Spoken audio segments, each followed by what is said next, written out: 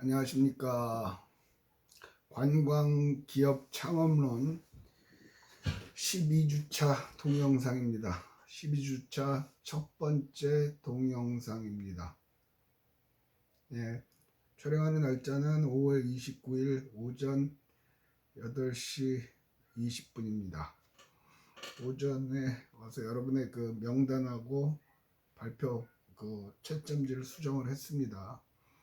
대면 수업을 할 거라는 예상을 하고 강의실에서 조별 발표를 하고 질문을 하는 과정을 거치려고 그랬는데 현실적으로 대면 수업은 학교에서 불가능하다고 얘기를 해서 발표를 그렇게 합니다. 그래서 질문지도 필요 없고 질문하는 조도 필요 없습니다. 조원 명단과 수정된 채점지는 4학년 관광기업 창업론 단톡방에 게시하도록 하겠습니다. 그래서 그 지정된 날짜에 올리시고 늘상 그랬듯이 그 날짜까지만 인정을 합니다. 그 이후에는 어떠한 뭐도 인정을 안 하겠습니다. 그 다음에 조원 명단의 작성은 여러분이 지정된 날짜까지 제출하신 것에 한해서 조원 명단을 작성했습니다. 추후에 뭐 말씀을 하신 분이 계시는데 그거는 인정을 하지 않았습니다. 성적에 관계되는 거기 때문에 예외를 인정하면 끝도 없고 한도 없습니다. 그리고 다른 분들이 만약에 그걸 알게 되면 이의를 제기할 수가 있죠. 공정성에 문제가 있기 때문에 다른 건 몰라도 성적은 원칙대로 공정하게 합니다. 지금까지 들은 학교 측의 방침에 의하면 시험은 학교에 출석을 해서 대면 시험을 보는 걸로 되어 있습니다. 그런데 대면 시험을 보는데 한 강의실에서 다 수용해서 보는 건 아닐 것 같고요. 2개의 강의실로 나누어서 봐야 될 것 같습니다. 그래서 지금 예상으로 정확한 날짜는 아직 안 나왔습니다. 거의 1교시에 볼 수밖에 없는 그런 상황이 될 것 같고 1교시에 미리 말씀을 드리면 1교시이기 때문에 많은 학생들이 등교를 하겠죠. 그렇게 되면 등교를 하면서 각 건물에서 혹은 저 밑에 버스 정류장에서 발열 체크를 하고 뭐 스티커를 붙이고 하는 걸로 알고 있습니다. 그래서 아마 시간이 다소 지체될 거라고 예상을 합니다. 그래서 그 시간을 감안하셔서 미리 평소보다 일찍 나오셔야 될 것 같습니다. 그리고 마스크를 안 하면 시험실에 입장이 불가능한 걸로 알고 있습니다. 그래서 고는 날짜가 확정되면 단톡방에 고지하든지 뭐 학과 홈페이지에 하든지 할 테니까 규정대로 하시기 바랍니다. 뭐 일찍 왔는데 발열 체크하느라고 늦었습니다. 해봐야 확인할 방법이 없죠. 그러니까 하고 그 다음에 아직까지 통보는 안 됐는데 절대 평가를 하는데 전체적으로 A를 줄 수는 없게끔 또 만들어 놓은 것 같아요. 그래서 어쨌든 모토가 여러분한테 성적은 잘 준다. 그리고 4학년은 A는 없다. A뿔, B도 없다. B뿔. 그런데 A뿔, A의 그 비율까지 아마 정해져 있는 것 같아요. 지금 새로 나오는 정보에 의하면. 그래서 제가 말씀드릴 수 있는 거는 그 한도 내에서는 제가 한 게 아니고 학교 본부의 규정 한도 내에서는 최대한 학생의 입장에서 성적을 배려하겠다 하는 말씀은 그건 늘상 하는 거니까. 교수님 왜 A는 없고 다 A뿔이라면서 M입니까? 그건 제 능력이 아니고 학교 본부에서 지정을 하면 그렇게 할 수밖에 없다는 거를 미리 양해를 구합니다. 어쨌든 합시다. 그래서 여러분들은 지정된 날짜까지 PPT 자료와 그 발표 요약문을 그 단톡방에 올리시면 됩니다. 그리고 질문이 있을 경우에는 단톡방에서 대표가 누구냐? 진학이 총대한테 학회장한테 질문을 하시면 저한테 이메일이나 문자로 오면 제가 바로 답을 하고 대표한테 답을 하고 그러면 그 대표가 단톡방에 올리는 걸로 하겠습니다. 참고로 단톡방에 저는 들어가지를 않습니다. 저는 들어가지를 않습니다. 뭐 들어가고 안 들어가고 일장일단이 있습니다만은 아무래도 안 들어가는 게 낫겠다 싶어서 그렇게 하는 걸로 원칙을 정했습니다. 그래서 참 개떡 같은 시스템인데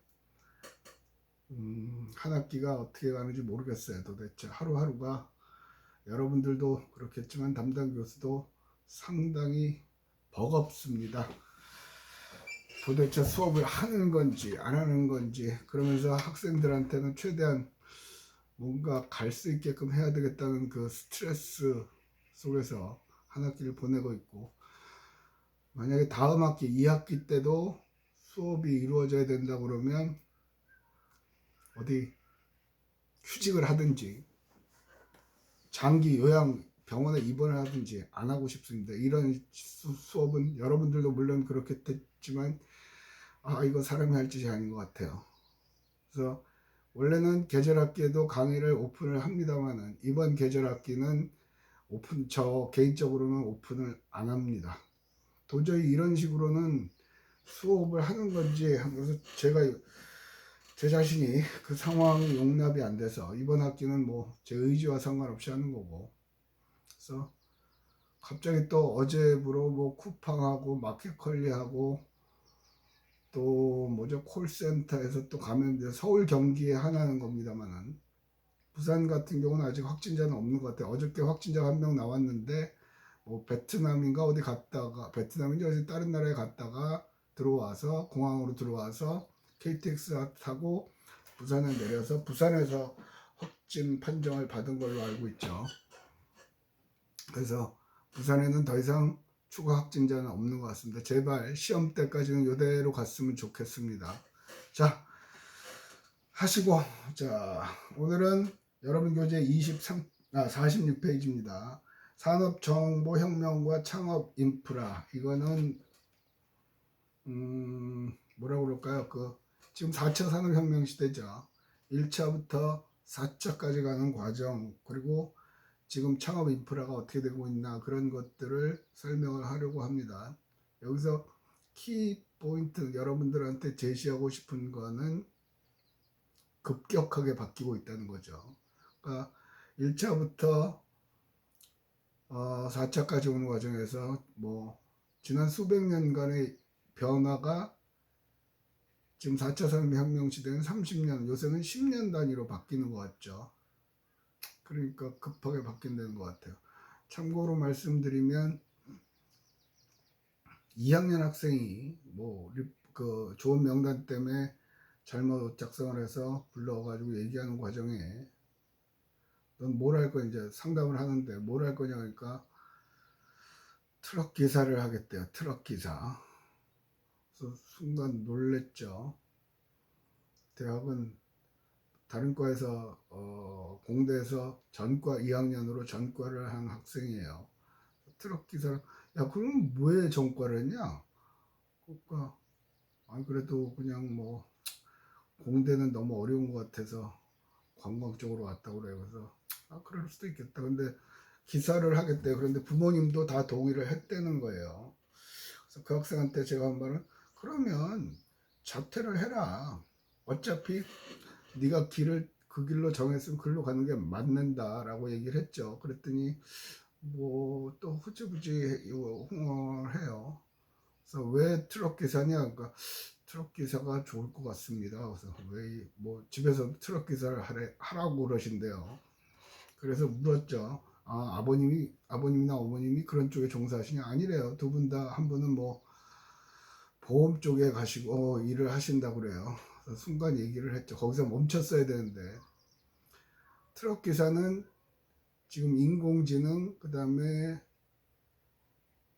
운전도 자동 주행이죠. 제일 먼저 없어질 직업 중에 하나예요. 그래서 지금 미국은 실제로 자율주행차를 만들어서 제일 먼저 시도를 하려고 하는 데가 뭐냐면 트럭입니다. 트럭. 그 트레일러를 운반하는 트럭이죠. 그런 것 쪽으로 적용을 하려고 그런다는 거예요. 그래서 그런 얘기를 해줬죠. 근데 트럭 기사는 가장 먼저 없어질 직업 중에 하나다. 그러니까 그 학생이 하는 말이, 아유, 그거 오래 걸리지 않겠습니까? 현실을 몰라도 너무 모르는 것 같죠.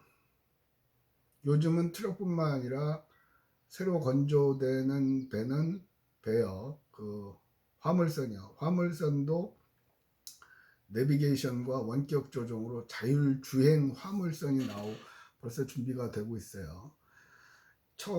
최근 들어서는 보면 얼마나 빠른가 보면 전기차요. 전기차가 되겠어? 뭐 전기도 없는데 했는데 요즘 들어 보면 각 아파트 단지마다 전기차 충전소가 설치가 되어 있죠. 그리고 혹시 여러분들이 보셨는지 모르겠지만 자동차 번호판이 파란색으로 되어 있는 게 있을 겁니다. 그건 전부 다 전기차입니다.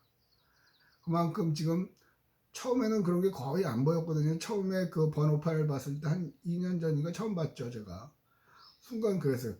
저 참 하다가 번호판에도 색칠하고 다니네, 미친놈들. 그러고 욕을 했어요. 그랬더니 우연찮게 누구한테 얘기를 들으니까 그게 전기차라는 거야. 전기차는 번호판도 파랗다고 그러죠. 그런데 저희 아파트에도 그렇고 요즘 심심치 않게 전기차가 나와요. 거기다 더 저기 한 거는 전기차보다 더 빨리 가는 거는 수소차죠. 수소 자동차. 그 얘기하면 또 길어지니까. 근데 그거에 앞선 게 지금 현대 자동차거든요. 내년부터는 물류 쪽에 트럭이 5대인가 10대인가 5대인가 50대인가 해갖고 대한통운하고 몇몇 배송회사에 현대자동차가 그 수소로 가는 트럭을 공급을 합니다. 이미 유럽 쪽으로는 팔았고요, 만들어서. 이 정부의 정책과 더불어서 아마 급격하게 수소차로 바뀌어갈 거라고 예상을 합니다. 자, 교수님 관광 쪽인데 뭐 그런 자동차 얘기하고 쓸데없는 얘기 하십니까? 그렇게 들으시면 곤란하고요. 제가 이 말씀을 드리는 의도는 우리가 살고 있는 이 세상이 급격하게 변하고 있다는 거죠. 아마 저한테 수소차나 전기차 얘기를 처음 들으시는 분도 이 수업을 들으시는 분 중에는 계실 수도 있습니다. 그런데 그런 분들은 각성하셔야 됩니다.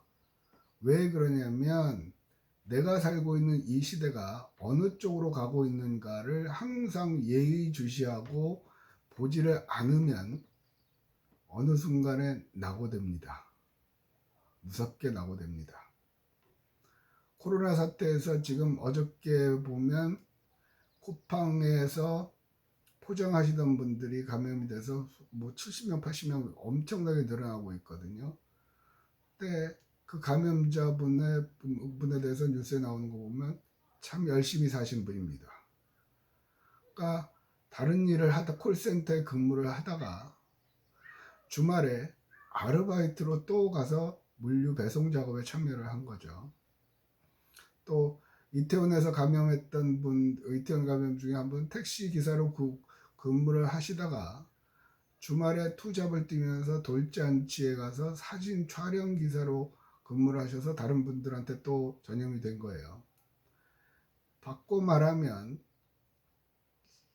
이 시대에 가장 이 사회가 변하고 그런데 가장 먼저 고통을 받는 계층이 이 노동자 계층입니다. 이 망할 놈의 자본주의 노동자 계층입니다. 주말에 쉬어야 되는데 또 알바를 간 거죠. 거기서 감염이 되고 또 감염이 돼서 또 옮기고 그렇게 되는 거죠. 또 보세요. 가장 먼저 지금 제일 어저께 뉴스를 보면 음식점 같은 거 폐업을 하고 싶은데 폐업을 못 한다고 그러죠. 폐업하는 비용이 몇 천만 원이 든대요.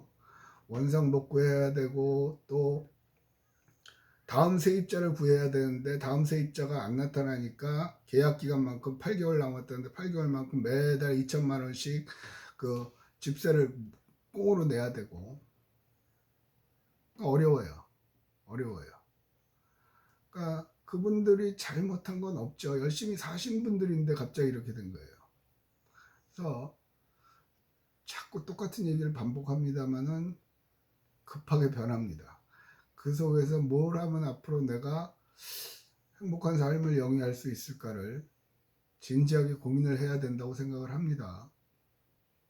그나마 다행인 거는 관광산업은 사라지지 않습니다. 인간의 욕구는 놀이하는 인간이기 때문에. 그래서 여러분들이 아무래도 배운 쪽에서 배운 걸 갖고 창업을 하시면 될 것 같죠. 그래서 지금 우리나라에도 하나투어, 모두투어, 뭐 좋은 여행, 참 좋은 여행사, 또 세중관광, 뭐 여러 가지 관광회사들이 있죠.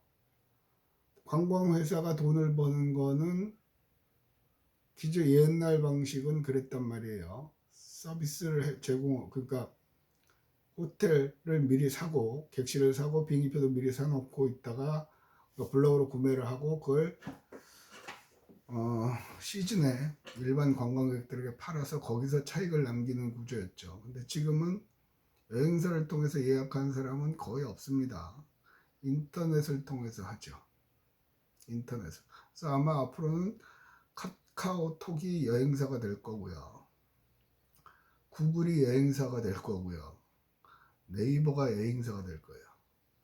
한 교수님하고 그런 얘기 저런 얘기를 하다가 했는데 마침 신문을 보니까 또 나왔죠. 하나투어도 자회사가 열 몇 개인가 되더라고요. 뭐 무슨 회사, 뭐 광고회사도 싹 다 정리를 하고 플랫폼 위주로 해서 변신을 꾀하겠다. 그래. 그러니까 잘 나가고 똑똑한 여행사들은 사실은 그것도 늦었어요. 근데 그나마 변신을 꾀하려고 하죠. 그러니까 미리 예측을 하고 예측은 예측일 뿐이죠. 그러나 멍청하게 그냥 기존 시스템을 따라가는 것보다는 그나마 예측을 하면 훨씬 변화에 적응하는 속도가 빨라질 수 있겠죠. 그래서 지금은 이 얘기를 하는 이유는 비록 전문적인 창업은 아니지만 한 번쯤은 동료들과 함께 창업을 고민하고 대화하는 시간을 가지면 좋습니다. 그래서 항상 아이디어는 매번 그런 얘기를 했죠. 혼자서는 아이디어가 잘 안 나와요. 다른 사람과 대화를 하고 다른 사람을 관찰하는 속에서 아이디어가 나오는 거죠. 그래서 지난번에 좀 구글이나 뭐 여러 최인류 회사들이 아마존 같은 것도 그렇고 처음에는 재택근무를 추천했으나 앞서가는 회사들은 재택근무가 창의적인 아이디어에는 별로 도움이 되지 않는다는 사실을 깨닫고 출근하는 쪽으로 가죠. 재택근무 얘기 나왔으니까 말인데 또 이번 코로나 사태로 인해서 상당 부분 재택근무가 또 활성화될 겁니다. 그렇게 보는 이유는 신문기사에 그런 게 나왔거든요. 신동빈 롯데그룹 회장이 일본인가 갔다 오고 해외 갔다 오면 2주간 자가격리 하죠. 집에서 이제 일을 보는 거예요. 그래서 집에서 자가격리 하면서 일해 보니까 이거 할만하다. 그래서 앞으로는 전 그룹 차원에서 재택근무를 활성화시키겠다. 뭐 그런 인터뷰를 한 걸 봤어요. 근데 재택근무가 그룹 기업에서는 재택근무를 하려고 할 겁니다. 왜 그러냐면 그러면 일단은 회사 건물도 필요 없죠. 사무실도 지금처럼 거대한 규모가 필요 없잖아요. 경비를 줄이는데 굉장히 효율적으로 사용을 하겠죠. 기업의 가장 큰 궁극적인 목표는 이윤 추구이기 때문에. 그래서 그런저런 변화에 대해서 자꾸 고민을 하셔야 됩니다. 사회가 어떻게 변하고 이런 때 제일 먼저 손해를 보는 사람은 손해라기보다는 제일 먼저 뭐라고 그래야 돼요? 손해라고 합시다. 손해를 보는 사람은 누구고 여기서 또 이득을 보는 사람은 누군가, 어떤 업종인가, 그것에 관해서 고민을 하셔야 됩니다. 어차피 여러분들, 우리는 제조업으로 뭐 가기는 쉽지 않겠죠. 결국은 서비스 계통으로 가야 되는데, 그래서 서비스를 하면서 제일 고민을 해야 되는 거는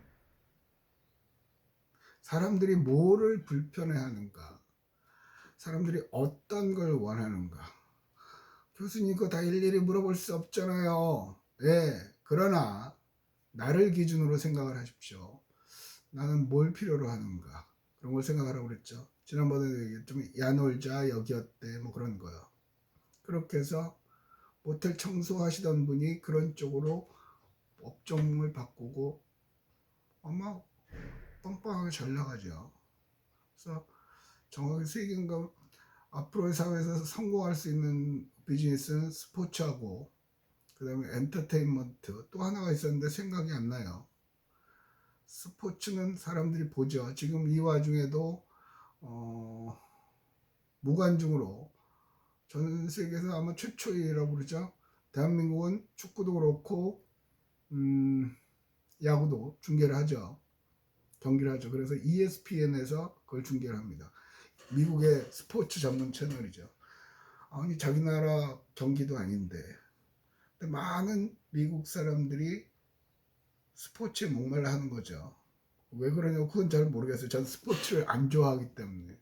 그러니까 사람도 생각이 안 나고 세 가지를 얘기했는데 그 중에 하나가 스포츠, 앞으로 성공할 수 있는 비즈니스 스포츠, 그 다음에 연예, 엔터테인먼트 산업, 그러니까 BTS라든가 방탄소년단이라든가 뭐 JYP라든가 뭐 그런 것들이요.